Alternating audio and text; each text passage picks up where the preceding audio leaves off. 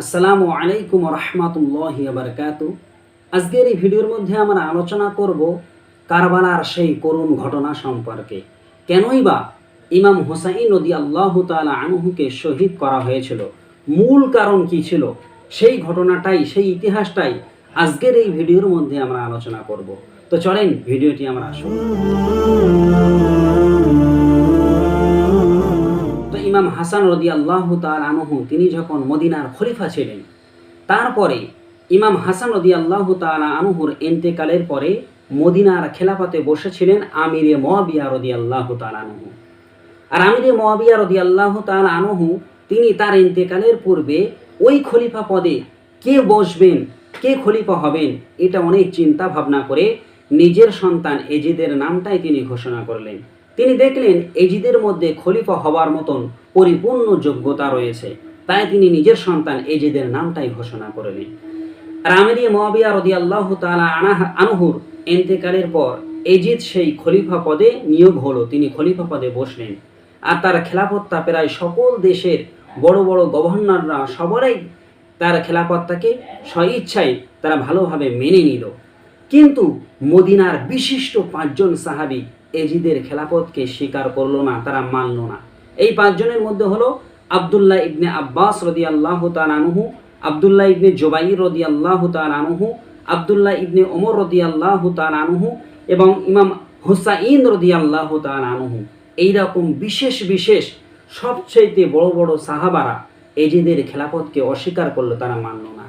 তারা কিন্তু এজিদের মধ্যে খলিফা হবার যোগ্যতা নেই এটা একবারও বলেনি, তারা এটা বারবার বলেছে যে এজিদের মধ্যে খলিফা হবার পরিপূর্ণ যোগ্যতা রয়েছে। তবে যদি বাপের সন্তানই যদি খলিফা হয়, ভবিষ্যতে হয়তো এমনটা হবে, এই রেওয়াজ যদি চালু হয়ে যায়, তাহলে ভবিষ্যতে দেখা যাবে যে বাপের অযোগ্য সন্তানেরাও তারা খলিফা পদে নিয়োগ হচ্ছেন। তাই এই ব্যাপারটা রহিত করার জন্য তারা এজিদের খেলাফতকে মেনে নিল না, কারণ আমিরে মুয়াবিয়ার পুত্র ছিল এজিদ। এই ছিল মূল আসল ঘটনা, এটাই ছিল মূল আসল কারণ।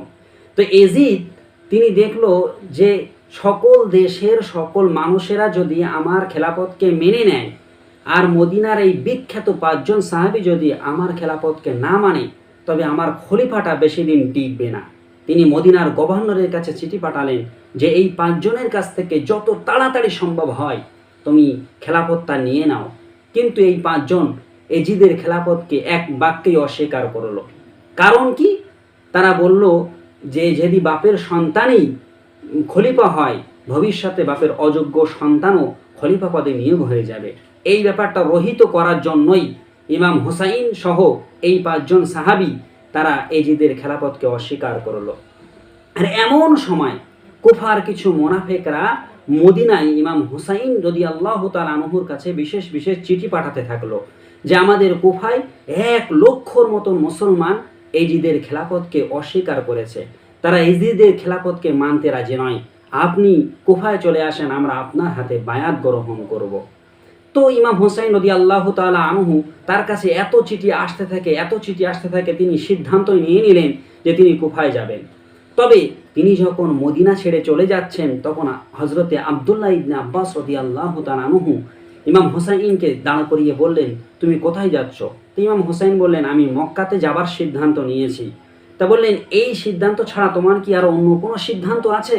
হযরত আব্দুল্লাহ ইবনে আব্বাস এটা ইমাম হুসাইনের কাছে জিজ্ঞাসা করলেন। তো ইমাম হুসাইন বললেন, আপাতত তো আমার মক্কাতে যাবার এটাই আমার একমাত্র সিদ্ধান্ত। ওখানে যাওয়ার পরে আমি আবার দেখি আমার সিদ্ধান্ত কি করা যায়, আমি মদিনায় মক্কা ছেড়ে অন্য কোথাও যাব কিনা, এ সিদ্ধান্ত আমি তখন করব।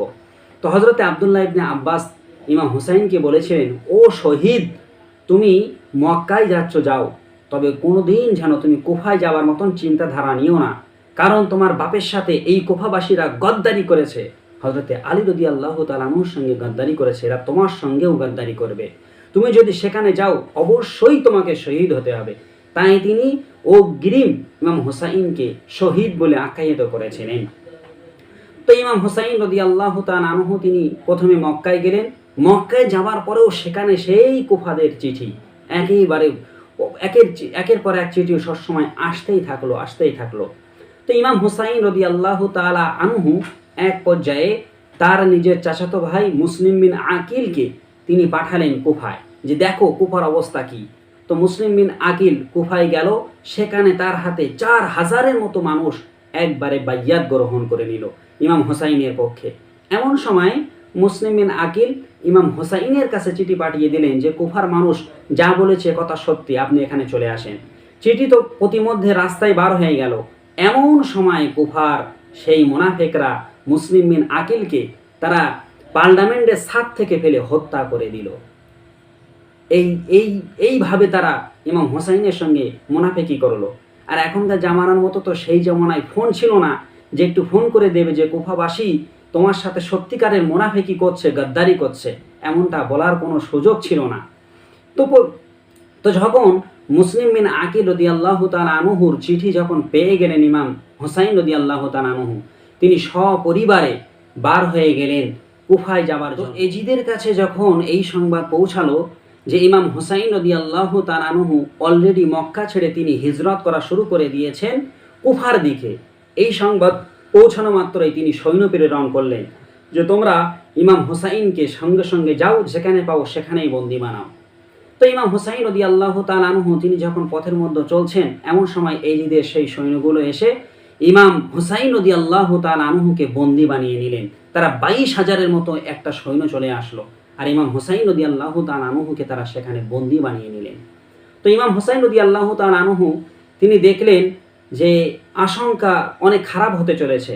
তখন তিনি 3টে প্রস্তাব রাখলেন যে হয় আমাকে এজিদের সঙ্গে দেখা করার সুযোগ দাও, না হলে আমি যে দেশ থেকে এসেছি সেখানে ফিরে যেতে দাও, আর তা না হলে আমার অন্য কোনো মুসলিম দেশে পাঠিয়ে দাও, আমি সেখানে চলে যাব, আমি সেখানে গিয়ে জীবনযাপন করব, তবে তোমরা আমাকে ছেড়ে দাও।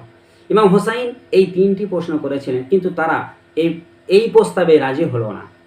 তো তাদের মধ্য থেকে একজন সেনা দেখলো যে ইমাম হোসাইন যে কথাটা বলেছে, যে প্রস্তাবটা দিয়েছে যে এজিদের সঙ্গে দেখা করার বিষয়টা, এটা তাদের একজনের মধ্যে ভালো লাগলো। তিনি বললেন ঠিক আছে, যদি যুদ্ধ ছাড়াই উনি যদি এজিদের খেলাফত তাকে মেনে নেয় তাহলে তো ভালো, তাহলে এজিদের সঙ্গে দেখা করার সুযোগ দেওয়াটা উচিত। কিন্তু তাদের মধ্যে ছিল সেই বিখ্যাত শয়তান সীমার বলল শিকার হাতে পেয়ে ছেড়ে দেওয়া আমাদের এটা অনেক বোকামি হবে, সুতরাং আমরা এজিদের সঙ্গে ইমাম হোসাইনকে দেখা করতে দেব না। বিষয়টা প্রতিমধ্যে ইমাম হোসাইনও কম বেশি বুঝতে পারলেন।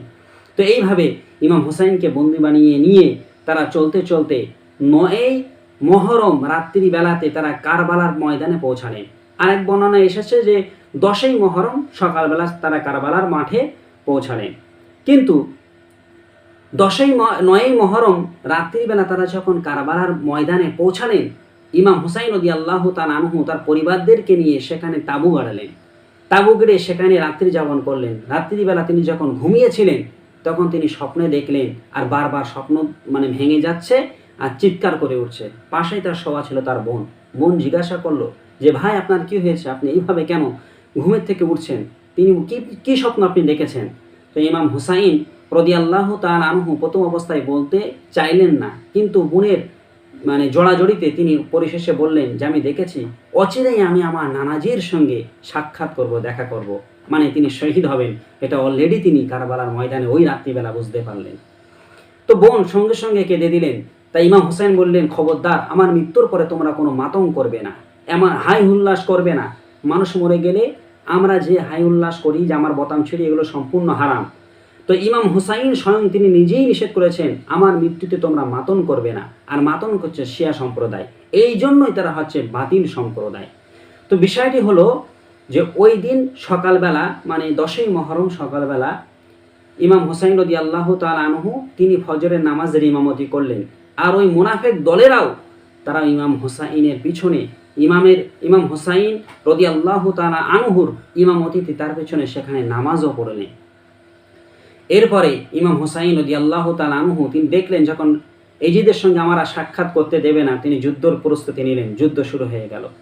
তো ইমাম হুসাইন তিনি বীরের মতো যুদ্ধ করে যাচ্ছে কারবালার মহাময়দানে। ইমাম হুসাইনের সকল সৈন্যরা আস্তে আস্তে তারা ইন্তেকাল করলো। সবাই যখন ইন্তেকাল করলো, শহীদ হয়ে গেল, পড়ে আছে শুধুমাত্র ইমাম হুসাইন রাদিয়াল্লাহু তাআলা আনহু। তিনি একাই যুদ্ধ করে যাচ্ছেন, কিন্তু একা 22,000-এর বিরুদ্ধে কতক্ষণ যুদ্ধ করবে? যুদ্ধ করতে করতে তিনি এমন সময় ক্লান্ত হয়ে পড়লেন আর একটি গাছের ছায়ায় তিনি বসলেন। তো সেই সময় কাফেরদের মধ্য হতে কেউই ইমাম হুসাইন রাদিয়াল্লাহু তাআলা আনহুকে তাকে কতল করতে চাচ্ছে না, শহীদ করতে চাচ্ছে না। কারণ সবার মনের মধ্যে একটি ভয় জাগছে যে আমরা রসুলুল্লাহর নাতিকে কিভাবে শহীদ করব। সবাই চাচ্ছে আমার শরীর আঘাতে যেন রসুলুল্লাহর নাতি শহীদ না হয়, এটাই সকলের চাওয়া ছিল। কিন্তু তাদের মধ্যে হতে সেই বিখ্যাত শয়তান শিমার, সে বলল তোমরা শিকারকে কেন হত্যা করছো না, কেন তাকে শহীদ করছো না। তো সীমা তখন নিজেই ইমাম হুসাইনকে কারবালার ময়দানে নৃশংসভাবে তার ধড় থেকে মুন্ডুখানা আলাদা করলেন, এভাবে সেখানে তাকে শহীদ করলেন মর্মান্তিকভাবে।